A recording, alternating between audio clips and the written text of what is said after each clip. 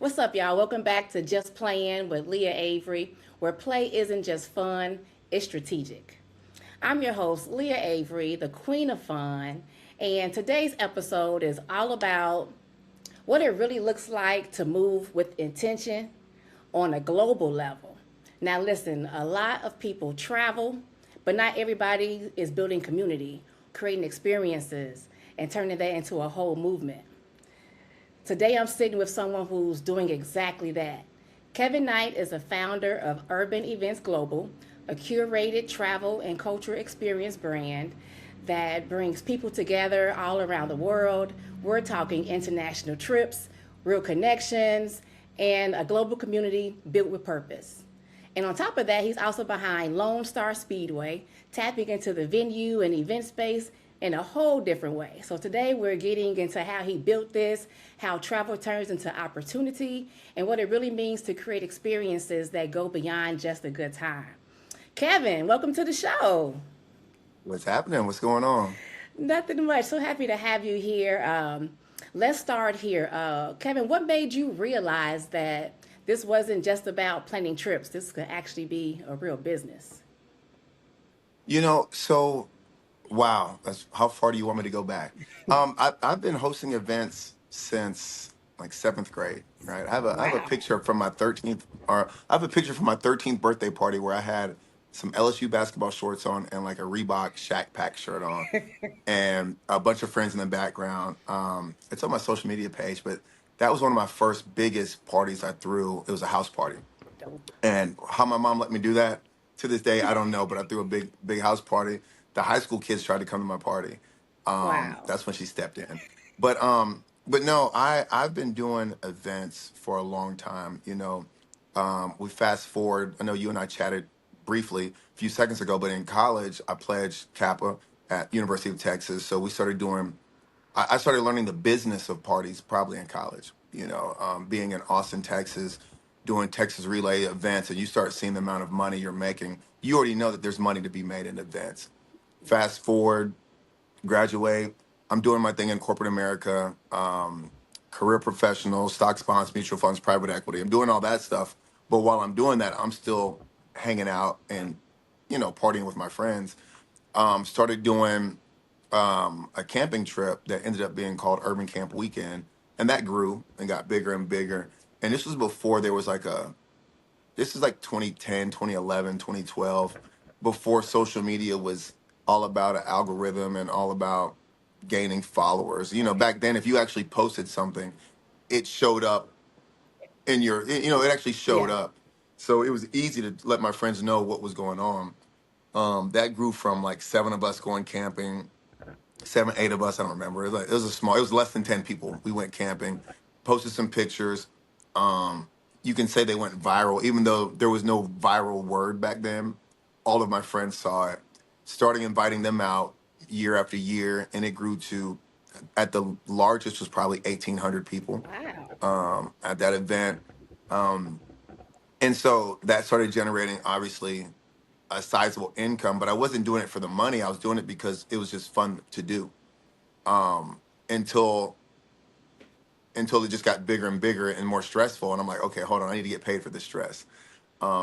Fast forward through all that, I eventually, after almost 2 decades in the corporate space, left the corporate space just to focus on my own businesses. And like you said, you mentioned Lone Star, Speedway, doing events.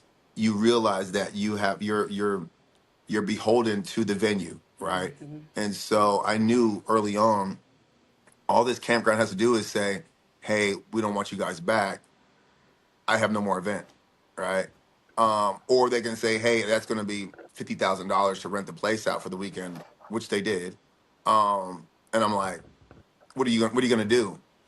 They went from charging you 10,000, then 20, then 30, and 40 because they're watching your pockets. Hmm. They're like, "Oh, you can afford more," and they know you can't really go anywhere else. So I knew I'm going to have to find my own venue. Eventually did, and I now host my events there, um, at least the ones that I do in the U.S. Um, and I don't mean to ramble. I'm just trying to tie it all in together. Um, During that time frame, I was also traveling a lot for work and for fun. and I would post an occasional picture here. And so a lot of the customers and friends and associates that would come to Urban Camp Weekend would say, well, why don't you take us on, why don't you curate a trip to South Africa or Thailand or Dubai and this and that? I'm like, well, I do these things, but I didn't think to invite y'all. You know what I mean? Like this is Exactly. just me and my friends. Um, so then I started doing that, understood the economics of doing that, working with the Department of Tourism from different places and curating those types of events because that's just what I enjoy doing. Why not let other people experience Dubai or Ghana or South Africa, Thailand, every Caribbean island you could think of, at least 15 of them we've been to, um, at least 12 of them I know we've been to. Um, and we've just been rocking and rolling ever since. Wow. So That is so impressive. So impressive. I have so many questions. I don't know where to start. You mentioned the mhm. Department of Tourism. So, how has the Department of Tourism helped you with your international travel? How has those connections helped you build? Easy, easy. A lot of people don't know this. Written into their government bylaws, um, most islands don't really export much. They make their money off of tourism. So if you know that, you lead with that. You go to any island, choose one, and just go to their Department of Tourism and say, "Hey, I'm bringing X amount of people to your economy. Mm, Um, Give me some money." In short, so in short, like, hey, I can take these 500 people to any island. They don't care. They just want to go hang out. Like, sell me on your island, and can you give me some free gift bags? Can you sponsor our yacht event? Can you do this? Like, you have it in your budget because that's your job. Your job is to find organizations to come to your island. I know this. I know how much y'all pay Carnival Cruise. mm, We're gonna spend more money per person than Carnival Cruise is. Because when Carnival Cruise pulls up to your dock, yeah, they're gonna have thousands of people get off that boat, but they're only there for a few hours, and they're only spending money with a few larger tourism companies. But your local community doesn't get that money. right. When we come to your island for 3 or 4 days, you're getting our hotel money and taxes, our restaurant money. You're getting our taxi cab money. You're getting tourism money. You're getting stickier dollars for 4 days and 3 nights. That's more than what that person that gets off a Carnival Cruise is going to spend for the 3 to 6 hours they're on that dock. They're going to spend their money snorkeling and renting some scooters and doing all this other stuff. You know what I mean? So once you understand that and do a little bit of research, you'll get an idea of what these islands could do for you. You know what I'm saying? And so we've worked with Aruba, the Bahamas, um, I mean, you name it, we've probably been there. If it's a decent island, Jamaica, we've dealt with them. St. Thomas. St. Thomas was our first one back in like 2015 or 16, I think. 2015, I'm thinking, and that was like 300 some people. Mm. We did, so either way, yeah, working with the Department of Tourism is pretty easy. They're slow. Island people aren't the fastest people to deal with. I'll tell you that. That's every island. So how? They move on a different type of time. So if you're trying to go But somewhere by the summertime, when do you recommend that you reach out to the Department of Tourism? Like how much in advance? if you're curating the event, Yes. like if you're Yeah. me, oh, I'm reaching out. I would have reached out to you last summer, a year ago. Got it. Like, yeah, I don't. Yeah, most of our events are planned minimum 9. If we've never been there, probably a year in advance. Okay. If we've been there before, then there's not really any planning because we don't lose touch with you. Like like if we've been to your island, you're probably our friend now. Like, we've made some emails, some phone calls over, like, happy birthday. We communicate on WhatsApp. And it's like, hey, we'll be back in like 6 months, just FYI, blah blah blah. So that we don't really have to prepare for until like 30 days before. It's like, hey, just FYI, we still want these dates locked in for the catamaran cruise or the certain things that are date sensitive. But if it's our first time, a year in advance. Okay. I've only done one event at a place that I'd never been to before, and they never knew I'd never been there. To this day, they still don't know what location that was. But when they landed for the first time, I also landed for the first time, and the event went flawless, and they thought I'd been there before. Like, nah. Wow.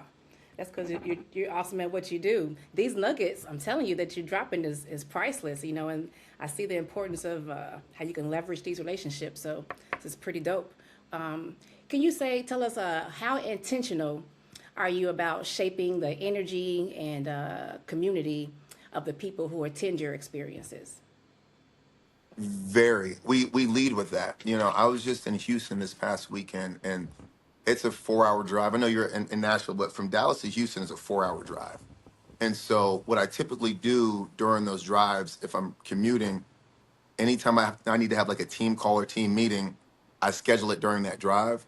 So during that drive, our whole conversation for at least an hour and a half was about the user experience for Urban Camp Weekend, which is our annual, well, biannual camping trip. Camping trip we do every June and October, and we've been pivoting on the experience for June for the Juneteenth event and how we want the festival set up with the food trucks and the live music and all that. So you're because I've partied a lot in my day and I still do, I'm always thinking from the user. I know, right? Chill out.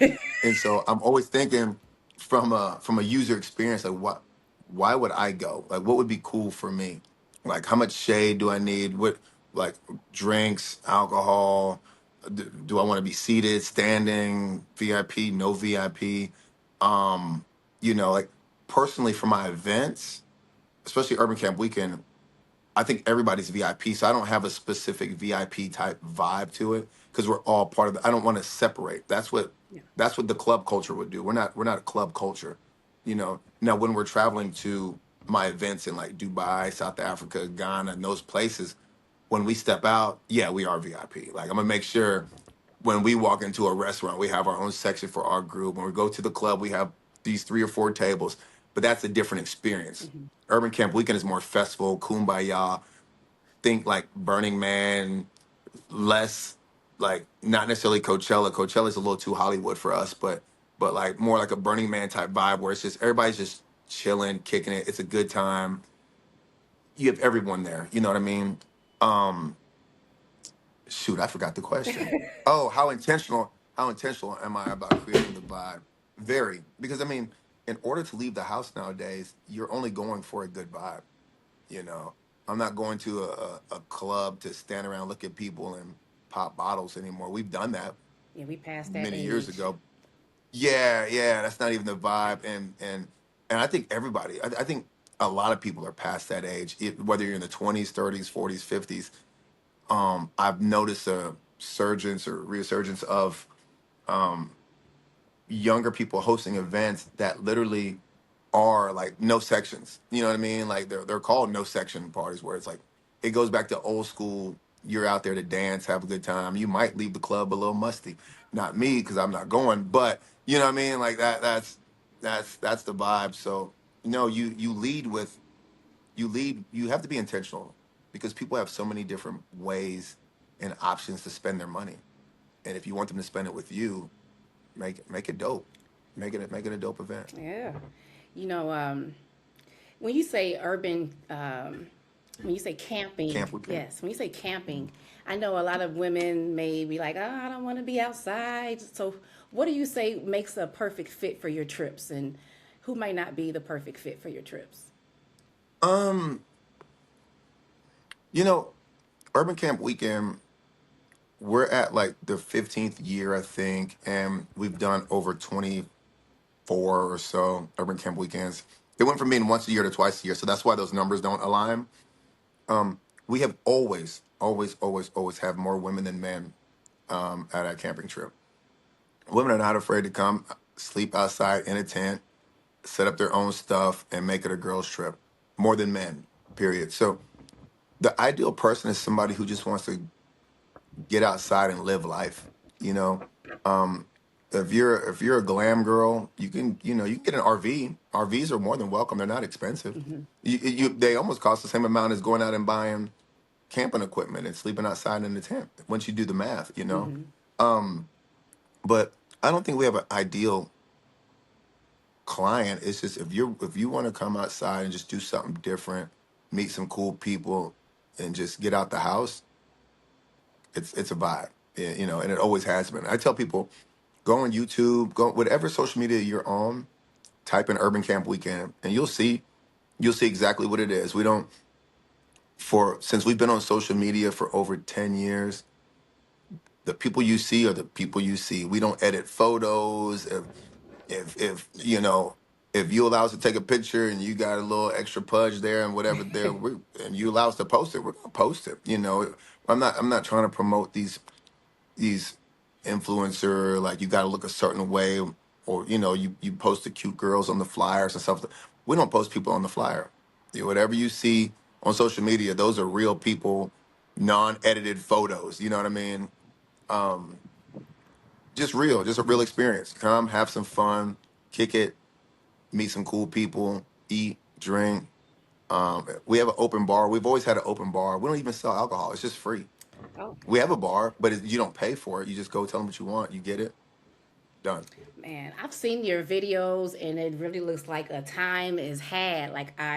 I'm surprised I haven't attended one yet. So when are your upcoming dates? You said June and October. When are these dates? Are they sold out yet? How much are tickets? And both of these are at your location in They're Dallas. both and Kilgore, which is outside of Dallas. Okay, good. So Juneteenth weekend every year. So June, I don't know the exact dates, but Juneteenth weekend, and then October we do it like that third week of October. No, I haven't memorized the dates, but on our urbaneventsglobal.com website, yeah, you could find the dates. But it's always going to be for the foreseeable future, that Juneteenth weekend and the third week of October, I believe. Okay. Yeah, for the fall event, and they're slightly different. One because of weather, and two because of the lineup and how we schedule the stuff is slightly different. But it's still a dope vibe. It's still people, you know, road tripping, packing a tent, sleeping outside, music, theme parties, double dutch, tug of war, water gun games, meet and greets, open bars, food trucks, just fun stuff. You know what I mean? Yes. Our international trips, we won't be doing Dubai this year, obviously because of the war, right, and because of what's everything's going on in Dubai. But we do have South Africa, and we have Ghana in December Ooh. for Dirty December. So that's going to Ooh, be yes. and so no, they're not sold out yet, but it's it's it's going to get it's going to get close. You know what I mean? I think with Urban Camp Weekend, we have because we own the land. It's 55 acres of land. It's a racetrack. It's an RV park. We have a barnuminium on site. We could fit thousands of people out there. Um, so that won't be sold. I mean, I've done an event. It was a monster truck show that I did out there. I had like 7,000, 7,500 people out there. Ooh. But that was inside the stadium. They weren't outside, like where we're at, and like the area in between the stadium and the RV park. But that place could fit thousands of people easily. Um, but yeah, as far as selling out, no, we got space. Okay. We have space. You said 55 acres. Yeah, yeah, yeah, yeah, Yeah, yeah. I love it. What are some revenue streams people might not even realize that exist in this space? Mm, um, I mean, obviously selling tickets, sponsorships, vendors, um, in the event space, other ways to make money. Those are your top three. Um, if you're working with it depends. It depends. Okay, so parking, depending on. See, I'm on both sides of the coin, right? I'm an event organizer, Hmm. but I also own event space. That's clutch. So it depends on what. So I'm on both sides of the coin. So you can make money. For example, um, what's a big festival in Tennessee that you go to? Um, I'm about to say Lollapalooza, but that's Chicago. Okay. Well, let me ask you this: how is parking at those places? Difficult? Yes, yes. Okay. What are you going to pay for parking? 15, 20, About 25, 30, 25. $40? Yep, about 30, 40. Okay. All right. So if you got 1,000 people, that are paying $25 a park, you just made $25,000 in a parking lot. Oh So, yeah. you see what I'm saying? Yes. So you don't have to make money in the building; you can make it in the parking lot. You see what I'm saying? Yes. If you, I know if I do a monster truck show, I can go on eBay, find 5,000 little glow BS little glow stick type things. I could find like those little glow stick type things for like $1 a piece and sell them for $10 at this show because every little kid in there is going to want one. So you just made $9 per little glow stick thing that costs you $1 on eBay or wherever you source it from in China. So y- selling merch, I'm not a big merch person, but like little trinkets that I know kids are going to want, that's easy work. You know what I mean? They're gonna spend that. Um, Other ways to make money.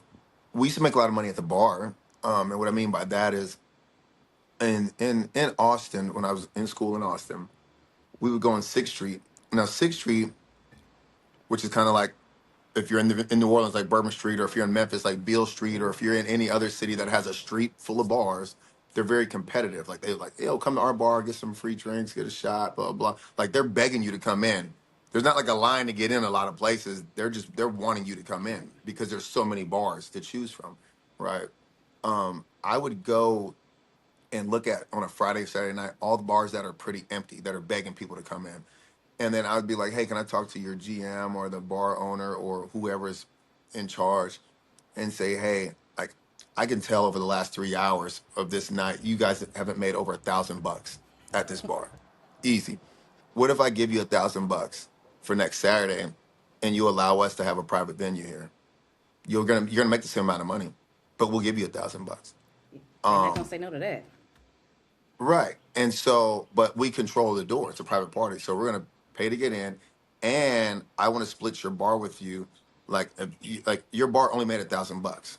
So anything over 1,000, let's just split 50-50. So if you do 5,000 in bar sales, subtract 1,000. Now it's 4,000 divided by two. We want 2,000 of that. So not only did I make money at the door, I made 2,000 at the bar. That's a win-win situation because you weren't going to make it anyway. You mentioned a lot about you having a large network. So I've watched you from the beginning. I feel like we've been cool for years or just in touch with each other. Can you? So how did you grow your network? Was it organically? Did you sponsor ads De- or how? Yeah. Definitely organic. Urban Camp Weekend, which we could say was my staple event, didn't even have a website or a social media page until probably 4 or 5 years after we started doing the event. So by the time we got online, we were already at over 1,000 people coming to our event. Because the it took off organically because I wasn't trying to start a business. My tickets were $31.75, and that's because the campground charged us $15 a night. And then PayPal charged us $1.75. So that's where the $31.75. So I literally only charged my friends what it cost for me to help to hold the event. Like that, so I'm not trying to make a dime. I was in corporate America doing all right anyway, but it just charging my friends to party and hang out wasn't. That's weird to me. Like like why would I do that? That's stupid. Y'all are my friends. Let's just go hang out. I'm not charging y'all just because I'm organizing it. And then once it got bigger, I'm like, all right, this is no longer just us. This is everybody. I don't know all 1,000 of these people. We charge them, and so it grew organically. There throughout the years, I've played with different ads for some of my international trips. Um, I actually started running an ad 2 days ago for the first time in like 3 years. No, it's the first time since the pandemic. So that's 7 years ago. Wow, Wow. wow, How did it go? wow. You getting old. And so, We getting so old. I just started running it literally 2 days ago, and it's doing pretty well. I've been using some different AI features to like track the leads. That's going pretty well. So we'll see. But everything's been organic for the most part.